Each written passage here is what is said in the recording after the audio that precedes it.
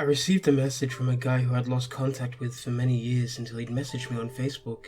It'd been a long time since I'd seen this person, and I did kind of miss him as a friend. He didn't have many pictures on Facebook, or was he ever the popular type at all, as he just preferred the much quieter life, and I can tell you that what he asked of me was extremely random and just plain weird. I expected something like, "Would you like to meet up?" or "Fancy catching up?" This great friend of mine who I had not seen in such a long time was asking for a sad story that will make him cry. I was just so confused at what he was requesting of me. I was starting to think of him as some weirdo, but he kept on coming back, begging me for a sad story. I could not think of a reason at first as to why such a person would want a sad story to make him cry, and as I started to think about it, I thought it could be a little fun. I questioned my old friend as to the reason why he wanted a sad story and why he was coming to me, and his reply was simple, and he said that I was the nicest person he knew. My old friend used to go to secluded places and love investigating old buildings and abandoned towns and cities. It was his thing. He hated going to clubs and drinking alcohol. He was a bit of an adventurer. He loved meeting new people from different cultures, and I guess he was one of those people who were reserved and he wasn't really that into dating or getting into relationships. The first sad story I told was true. It was about an old woman whose children had just abandoned her. Now, she was a terrible person and she might have deserved it, but this old woman loved her children and did much for them.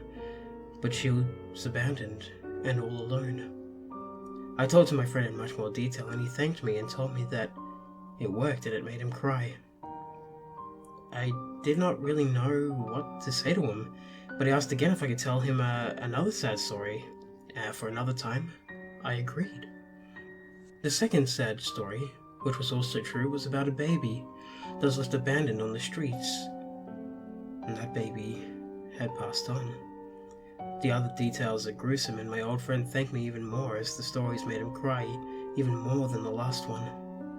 Now I was starting to become interested as to why he wanted to tell me a sad story to cry, and I started to nag my friend to tell me. I kind of told him if he wasn't going to tell me, I won't tell him any more sad stories. My friend finally agreed, and this is what he wrote. "You know how I traveled to weird and exotic places as well as abandoned places? Well, this one place which was abandoned, and I found it by becoming lost. As I was there, some stranger knocked me unconscious and locked me up in his basement.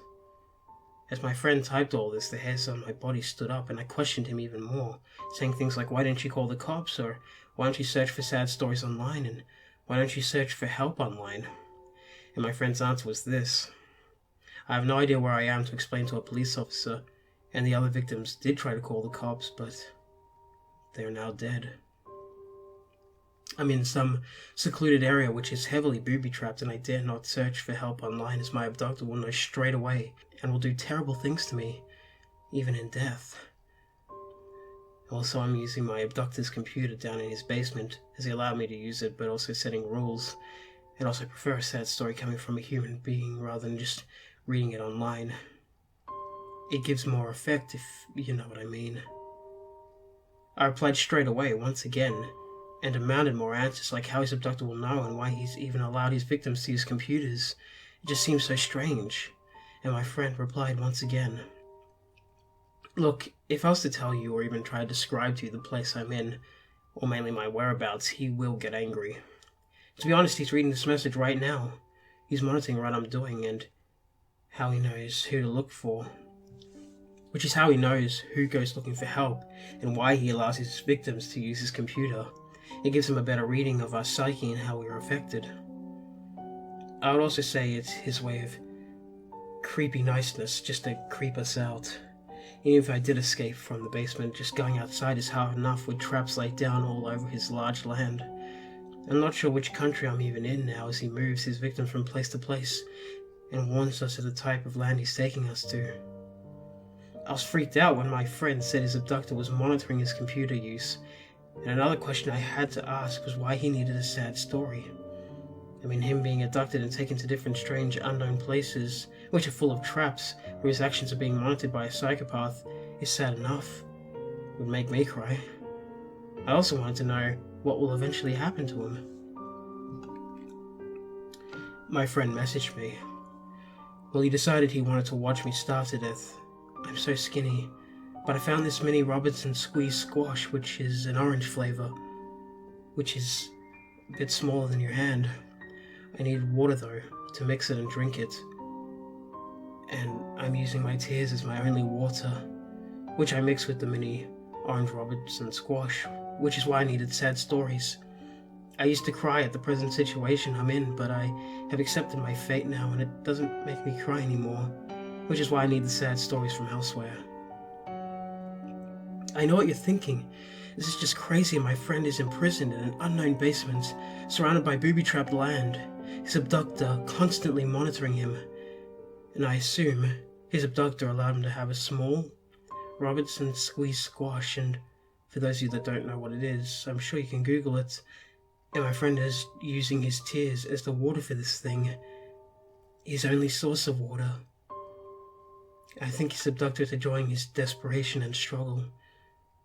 I did have one last question, and that was, wouldn't the abductor be angry about him contacting me? But my friend replied by messaging me through Facebook. He gave me some permission on what to say, and just to have that horrific thought, knowing I've been talking to my friend through Facebook with his abductor basically spying on him. I asked if he had any onions that could make him cry, but my friend replied. He did ask for onions, but his abductor didn't allow it. He's enjoying his suffering, using his own tears to mix an extremely small concentrated drink. Sadistic, really. I gave my friend one last sad story, and it was this. I'm going to miss you, my friend. And I always remember all those great times we had growing up. I remember you knocking on my door in a hot summer's day to play football, and I'd take £2 with me and we both would have the best day ever. I remember all those jokes we played in class behind the teacher's back, and I remember staying up late when I was sleeping over at your house. I miss those days, and I'll miss you, man. And my friend replied, thanks for that, pal. I'm tearing up so much he'll definitely give me more to drink and mix with this. I'm so desperately thirsty and hungry. But the orange squash is gonna run out soon. It was good talking to you. And that was that.